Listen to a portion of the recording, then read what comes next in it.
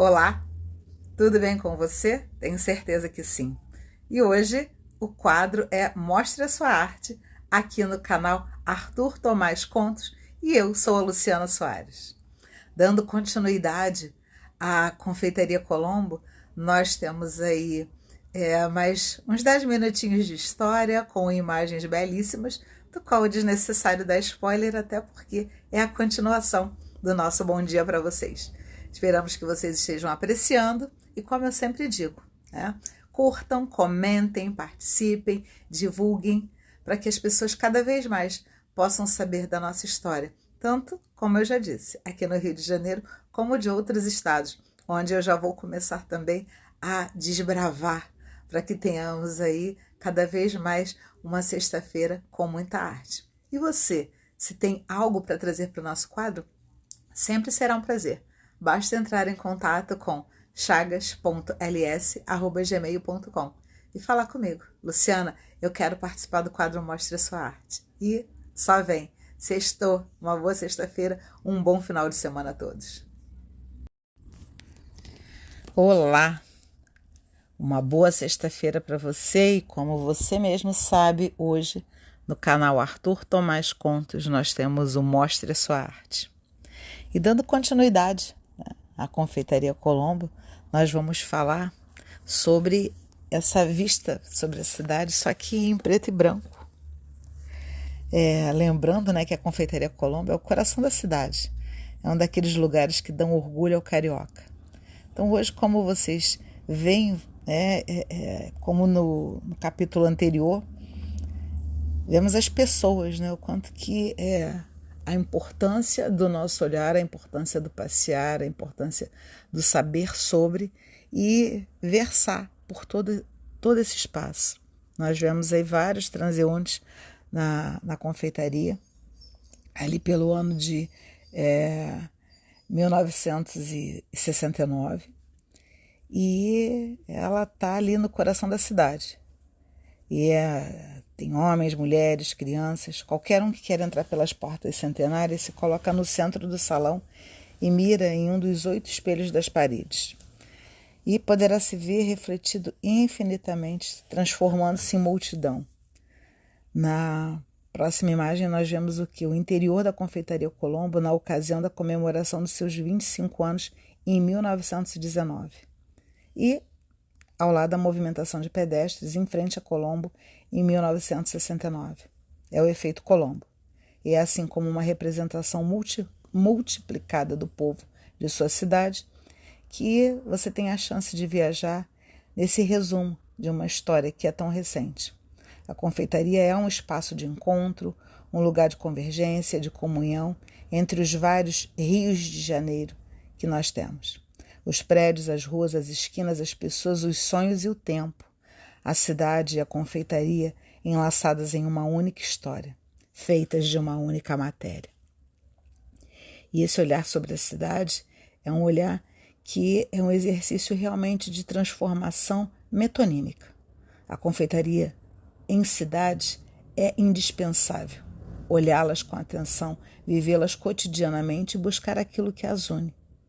Nós vemos nessa foto a Avenida Central, tomada da Rua Santa Luzia, já com postes de iluminação a gás e arborização, que era o pau-brasil, iniciada. À esquerda, parte do Convento da Ajuda e ao fundo as obras do Teatro Municipal da época de 1900. Mais que tudo, é necessário perceber os pontos de transformação a partir de tudo isso. Tanto uma quanto a outra representam um permanente desejo de mudança, seja do povo, seja dos governantes, seja dos seus proprietários, porque na realidade tudo isso foi resultado de longas experiências, certas ou erradas, bem-sucedidas ou nem tanto, são todas elas experiências com um sotaque que mistura português e francês, e que tem como ponto de partida as transformações urbanas pelas quais o Rio de Janeiro passou. E hoje estamos trabalhando muito a palavra transformação, porque todas as imagens estão em PB, estão em preto e branco. Para saber exatamente onde as duas, cidade e confeitaria, se tocam, é preciso perceber a alma de cada uma, entender o que há por trás de cada pedra, dos cimentos, do morro, dos verões, dos espelhos, dos lustres e das delícias. É preciso encontrar os homens. Tanto uma quanto a outra, cidade e confeitaria, são mais bem compreendidas quando se conhece os homens que as fazem. E quando eu digo os homens que as fazem, eu estou falando daqueles que realmente estão lá no chão da fábrica. Os operários, os cozinheiros, os garçons, os artistas e quem retrata tudo isso, os cronistas, essa adorável invenção das confeitarias do Rio de Janeiro. Serão eles sempre que ajudarão a contar melhor a história da Colombo, por isso que eu estou aqui contando isso para vocês. Que o Rio de Janeiro é uma cidade que acolhe. E essa história de transformações, à luz da crônica, fica mais detalhada, com mais informações. Porque o Rio de Janeiro ele já vivia a experiência da transformação desde 1870, quando buscava se adequar aos padrões do novo tempo, da Belle Époque. Foram mudanças radicais e que acabaram por redefinir o espaço urbano e aproximá-lo daquilo que é possível se ver nos dias de hoje. E aí nós temos a Confeitaria Castelões na Avenida Central e na próxima foto, a esquina, a loja O Barateiro, na esquina com a Ouvidor, da década de 1900. Salão lotado na inauguração do Café Rio em 1911. O Rio de Janeiro ele é um organismo vivo e, nesse momento, tentava se adaptar a esses novos valores caracterizados pela integração da economia mundial e os conceitos de modernização. Isso, na prática, representaria deixar para trás o seu invólucro colonial. Era um passo e tanto. A saída se realizaria pela criação do mito da regeneração, algo capaz de fazer da cidade do Rio de Janeiro depositária do progresso. O Rio dali por diante teria que ser a civilização brasileira, e nesse ponto a Colombo se insere. A construção de uma capital europeia na imaginação das elites cariocas, da qual a Confeitaria Colombo é resultado e afirmação, adquire forma nas 3 últimas décadas do século XIX. Não se trata, portanto, de uma ação isolada ou atemporal, nem de moda passageira. As transformações do Rio, de suas ruas, de seus modos e de seus lugares de convivência fazem parte de um amplo projeto. As confeitarias, templos de sofisticação e modernidade, funcionariam como uma maquete para as suas pretensões. E a Colombo seria o resumo mais bem acabado de todas elas. Nós temos aí o passeio público e a iluminação a gás em 1860. E a Rodolvidor, década de 1930. Novos confortos se implantam na cidade e a responsabilidade é do Barão de Mauá. Mauá era um daqueles homens que levam o destino em suas próprias mãos.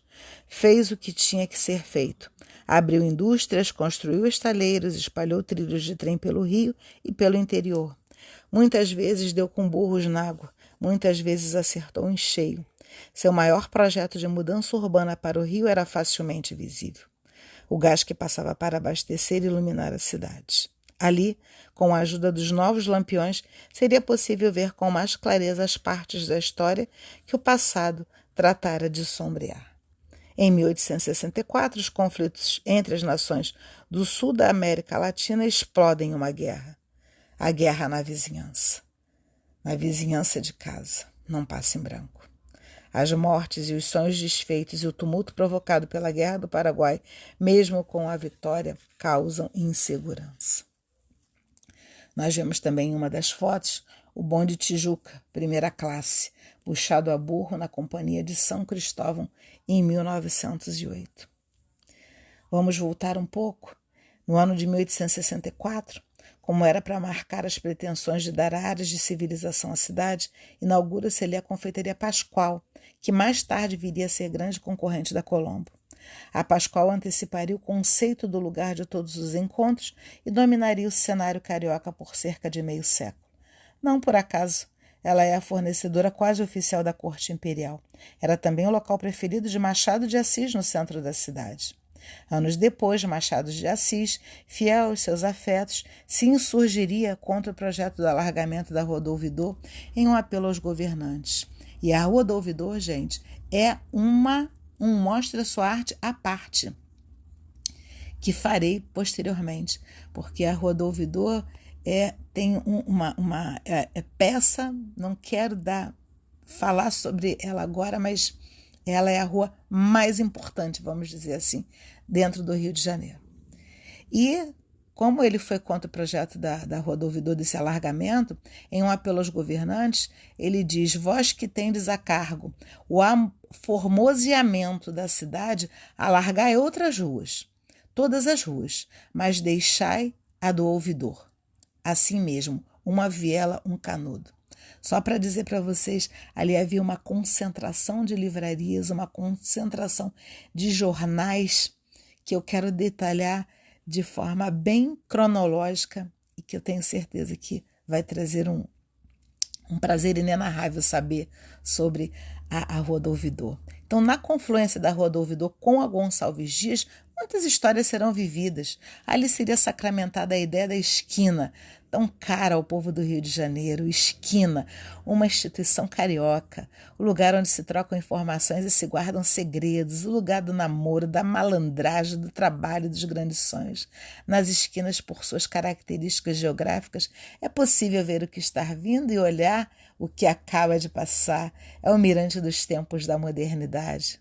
Essas esquinas, se perguntadas, revelariam boa parte da história da cidade e das confeitarias. E nós temos essa cidade que vive, né? Essa cidade que vive é de altíssima importância para que todos nós, né, nos lembremos que pode muitas vezes não parecer, mas quando nós entramos dentro da história, conforme temos feito, né, onde nós vemos assim todo um panorama desse salão, né, durante o almoço, já em 1976, quando você caminha com a história, que você se permite. Espero que você esteja conseguindo se ver nessa época e que você cada vez mais consiga viver e caminhar comigo do século XIX até o século XXI, junto e dentro da Confeitaria Colombo. Até a próxima semana.